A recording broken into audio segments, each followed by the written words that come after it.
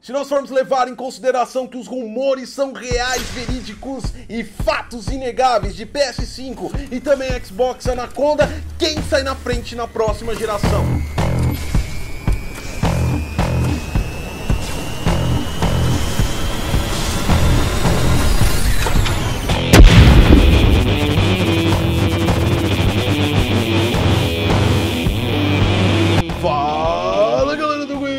Eu sou o Godclass, você tá no Detonando Geek, o primeiro, maior e melhor canal tecnologia para games de todo o YouTube. Na vinheta também meio óbvio, é claro, lógico, já viu falando que nós vamos colocar uma venda nos olhos e tratar como se tudo fosse verídico, todos os rumores do Xbox Anaconda e também os recentes vazamentos do suposto PS5. Se todo aquele hardware fundamental que eu juro que tô tentando engolir for verdade, quem sai na frente? Deixa o seu like, se inscreve no canal, compartilha essa informação que você vai ver que é demasiadamente interessante. E também a gente vai abordar um pouco da teoria da conspiração e algumas coisas que realmente não fazem sentido, principalmente do ponto de vista de GPU.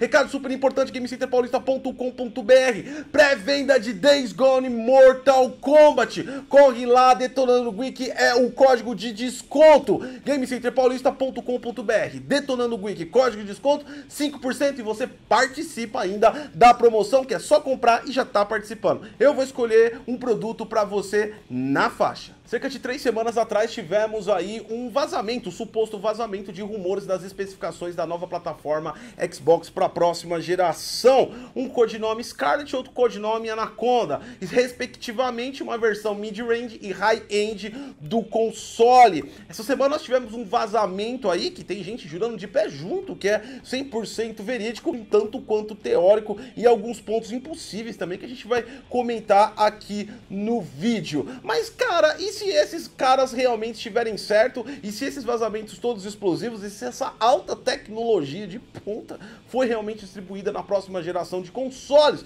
De acordo com os vazamentos, quem estaria ganhando? Vamos começar do lado do Xbox. Eu não vou falar do Scarlet, vou empreender só os high-end, ou seja, as potências absolutas. Vamos começar então. O vazamento do Xbox Anaconda, ele diz que é arquitetura Zen, 8 núcleos, 16 threads. Não foi especificada a quantidade de clock, mas a gente deve apontar em torno de 3.2 até 3.4 GHz. Também ele vai vir com nave 12, importante falar 12, que eu vou explicar a diferença de 10 e 12 para vocês daqui a pouco. Um total de mais de 12 teraflops de potência. Colocaram 12 mais teraflops, ou seja, pode chegar a mais de 12 teraflops, 13, 14, 15, vai saber o que o mais significa no vazamento do rumor. Também trouxe especificações de memória GDDR6 de 16 GB. E o mais impressionante dessa configuração, como se não fosse o bastante para um console, é um disco de 1 TB SSD NVMe, ou seja, seria um console extremamente rápido, pelo menos no load de jogos, nas dashboards, ele estaria com NVMe. Do lado do PlayStation 5, a coisa engordou bastante aí de configuração.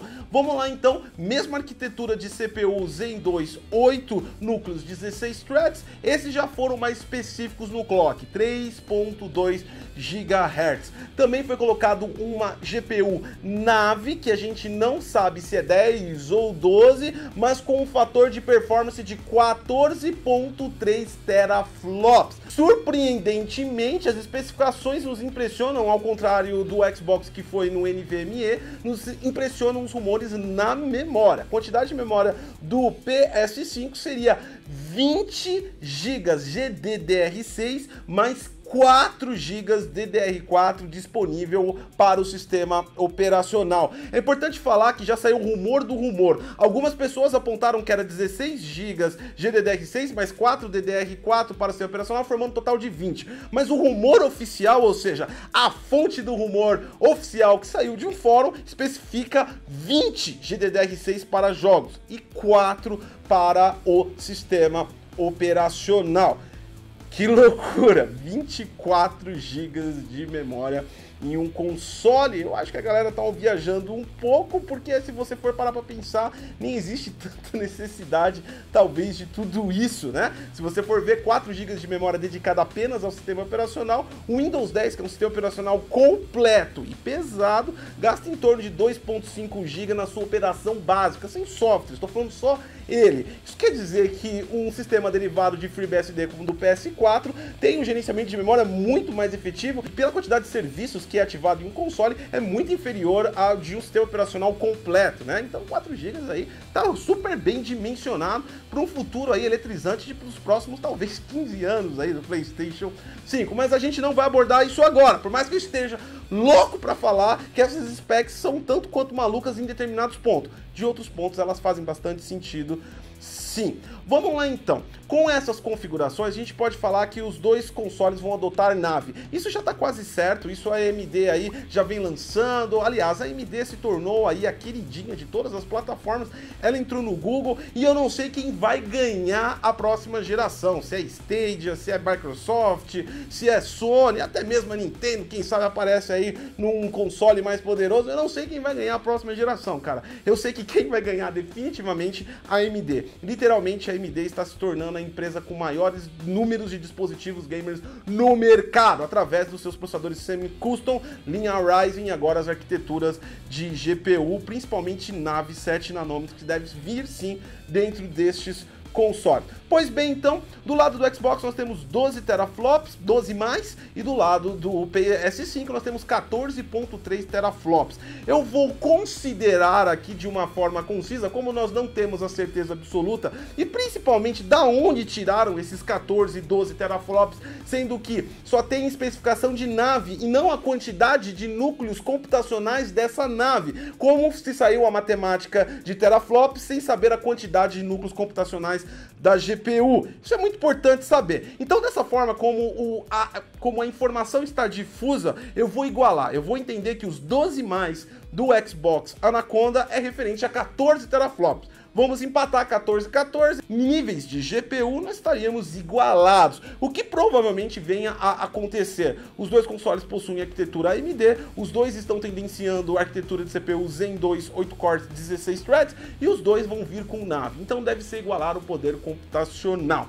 Do ponto de vista de GDDR6, nós temos uma grande, abrupta, enorme vantagem para o lado do PlayStation 5. Porque se for 20 GB GDDR6 dedicada a jogos, nós vamos ter uma largura de banda muito grande, cerca de 800 GB por segundo de largura de banda, o que vai impulsionar ainda mais a placa de vídeo a sempre atingir o seu 100%. Então 4K 60 dentro dessa configuração, levando em consideração que a nave vai suportar isso, a gente vai falar que o PS5 vai fazer com folga e tranquilidade. Do outro lado nós temos aqui o Xbox One, que não vai vir com tanta memória assim, vai ter um déficit de 8 GB de memória em relação ao PS5, no entanto ele vem com um NVMe, ou seja, o sistema operacional vai estar instalado dentro de um disco de altíssima performance. Então o ganho que o PS5 teria na velocidade do sistema operacional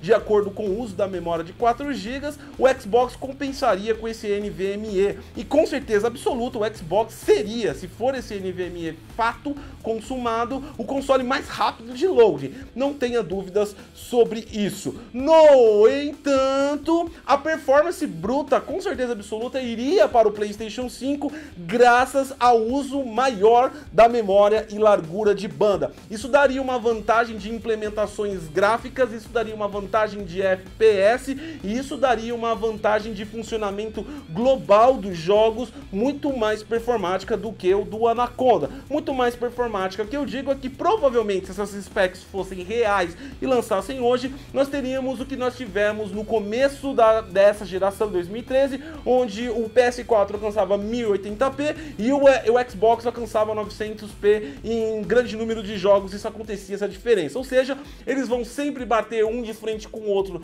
mais ou menos iguais, mas uma ligeira vantagem, às vezes significativa, para o PS5 teria graças ao uso dessa memória. Então, desse lado, a gente poderia falar que o PS5 ganharia inicialmente aí a questão de performance bruta de hardware a geração geração, pelo menos inicialmente. Isso quer dizer que a gente tá falando aqui no nosso canal e a gente também agora tá fazendo o programa do Xbox Brasil e isso pode ser complicado. Calma, Phil, são só rumores, nós não estamos afirmando nada. Brincadeira, galera, se você não sabe, tá sabendo agora, a gente tá no canal Xbox Brasil fazendo análise técnicas e respondendo dúvidas no programa que eles têm semanal Drops. Acredito que amanhã sai às 14 horas, não sei se é esse horário, mas amanhã deve ser alguma coisa na quinta e não nessa sexta, na outra a gente tem análise técnica de jogos lá. Vale muito a pena ver, mesmo se você não é da plataforma Xbox. A análise técnica de jogos é algo interessantíssimo e nós não falamos especificamente do console, é focado em jogo, vale muito a pena você conferir. Agora vamos verificar um pouco da realidade de tudo isso. Vamos um pouquinho pro lado de PC, onde também tem vazamentos,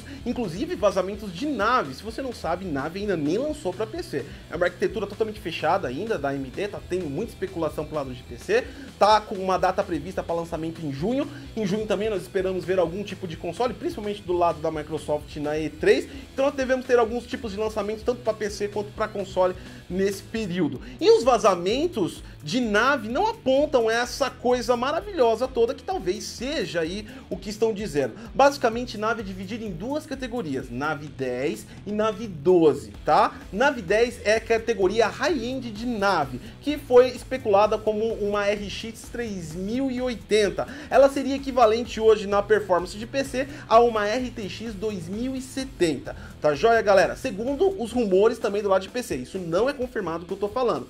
Aí nós temos também do outro lado nave 12. Nave 12 caracteriza a plataforma mid-range, ou seja, ela é inferior à nave 10. Então quer dizer que ela é uma plataforma mais fraca do que a nave 10 teoricamente. Dessa forma, nave 12 foi a que foi especulada diretamente no Xbox Anaconda. Do lado do PS5 não foi colocado o número da nave que foi especulado, ou seja, é 10 ou 12, a gente não sabe. O que a gente sabe é que nave 12 é equivalente, segundo os rumores de PC, a uma RTX 2060, o que não é ruim, mas também não é esse poderio, essa performance, esse glória poder absoluto. É óbvio, é claro, é lógico que estamos tratando de um semi-custom feito para console, com um funcionamento diferente de PC. Estamos falando com base de rumores, então estamos utilizando um rumor de PC para tentar embasar o nosso rumor de console. Perfeito, então. Então, logicamente, você pode analisar, segundo essa informação agora de 10 e 12, que talvez a do PS5 seja nave 10, porque ele tem 14.3 teraflops, segundo os rumores que foram lançados.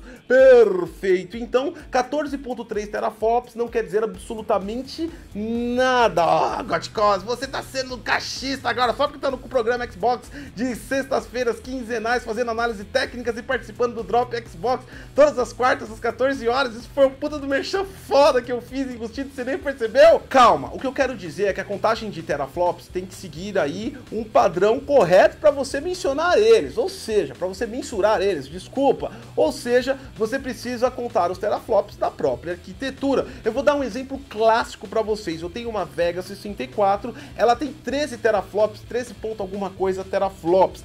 A RTX 2070 da Nvidia, nova arquitetura Turing, ela tem 10.3 ou 10.5 teraflops, de 10.1 a 10.5, ou seja, em teraflops ela é inferior à Vega 64, correto, não é? Mas isso não acontece na prática. A arquitetura Turing trabalha de uma maneira diferente. Então você tem que entender o teraflop apenas como uma medição, mas você tem que levar em consideração a arquitetura e a forma com que a placa trabalha, ou seja, o esforço bruto empurra mais, mas existe a maneira de você fazer. Então, se você tem uma força de 50 toneladas, mas você tem a técnica de empurrar mais, você empurra 1000 toneladas. Agora, se você tem a força de 500 e só consegue empurrar 500 porque o método que você utiliza não cabe mais nenhuma tonelada, você só vai empurrar 500. É uma metáfora que eu fiz para você entender que o número de teraflops nem sempre está ligado diretamente à superioridade de um dispositivo para o outro. Tem que entender principalmente qual é a arquitetura e como está funcionando dentro daquele dispositivo para a gente ter um dimensionamento melhor. É óbvio, é claro, lógico que isso causa uma confusão para a galera, porque é respectivo o número de teraflops que foi colocado nos consoles desde o seu primeiro lançamento até o último, no Pro e no X, ou seja, cada um sobe uma escada. Mas no caso do console, realmente foi uma evolução de cada um. E como eles utilizam a mesma arquitetura Radeon, que é a arquitetura GCN, isso quer dizer que fez diferença. Agora, você comparar o teraflop de uma Radeon com a arquitetura GCN com uma GTX ou com uma Pascal, com uma Turing, você começa a verificar que os teraflops vão oscilar entre números diferentes, mas as performances vão ser completamente distintas. Então, é isso que é importante. Então, esses 14 teraflops pode não corresponder a uma potência absoluta, a uma superioridade incógnita. Então, a nave 12 poderia ter 14 teraflops e mesmo assim ser uma placa de mid-range, ou seja, abaixo da nave 10. Agora também, conforme eu falei, tem duas coisas que não faz muito sentido, que são as elevações de picos de specs de cada lado. Primeiro, 1 TB NVMe do Xbox Anaconda. Cara, NVMe eu não sou contra, eu sou totalmente a favor, eu gosto de tanta tecnologia dentro dos aparelhos, mas acá a gente acaba vendo também uma certa inviabilidade de custo, a não ser que a Microsoft esteja fazendo um aporte muito grande, ou que ela contratou engenheiros assim extremamente inteligentes que conseguiram fazer uma metamorfose de SSD específica para o Xbox de uma maneira barata, eu não sei, mas memória SSD NVMe é um custo alto. Outra coisa também, agora indo do lado das specs do PS5, a quantidade de memória é extremamente surreal. 20 GB de memória GDDR6 dedicados ao console é demasiadamente alto, a não ser que a Sony realmente esteja planejando, como eu disse, passar os próximos 10 anos com esse console. Isso também aumentaria demais o custo do console, e a não ser que Microsoft e Sony esteja diretamente querendo entrar no mercado de PC Gamer, ou seja, desbancar PC Gamer, trazendo máquinas com preços competitivos em relação a PC,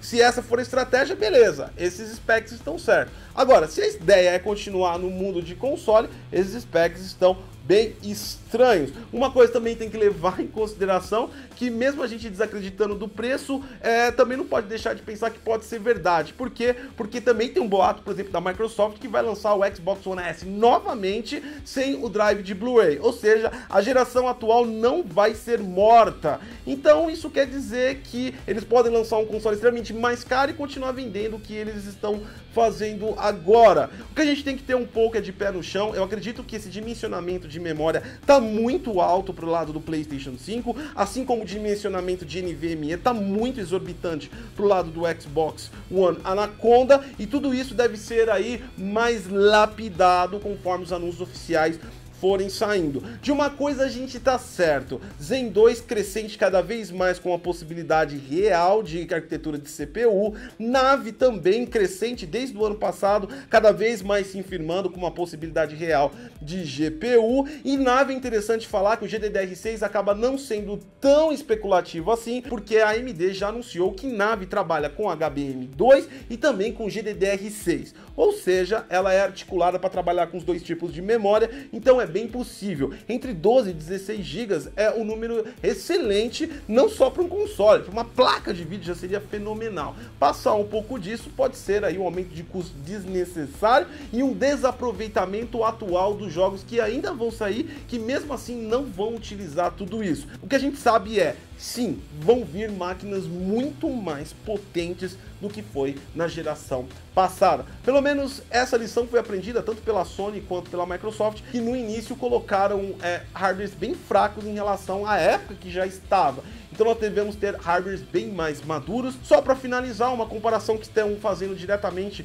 com o lançamento de uma televisão na CIS 2019 da Sony, que é 8K de polegada, e estão direcionando isso ao PlayStation 5 a 8K porque ela lançou uma televisão. Não faz sentido algum essa especulação e esse direcionamento, mesmo porque a Samsung também anunciou modelos 8K na CIS. Samsung é parceira da Microsoft, logo o novo Xbox vai rodar a 8K. Galera, pelo amor de Deus, 8K é totalmente inviável para o mundo moderno, as pessoas nem compraram 4K, seria um tiro no escuro. Se a Sony ou a Microsoft planejarem 8K, com certeza elas vão se afundar. E quem vai sair na liderança vai ser Nintendo. Deixa o seu like, se inscreve no canal, eu sou o Goticose e até a próxima.